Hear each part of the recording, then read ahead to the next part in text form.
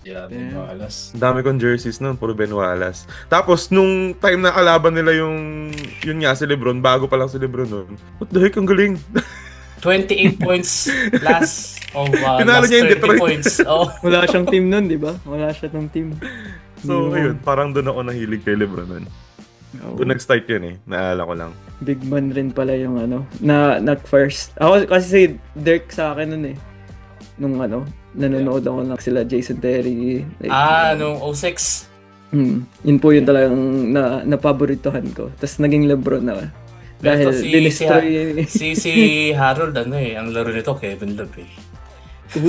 Kevin Love. Rebound tapos pasa sa malayo eh. Na NFL.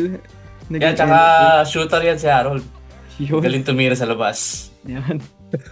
3-point Kevin Love to- 3-point champion yan nung All-Star namin sa Batang Pinoy Basketball Oh, League. may All-Star rin po kayo.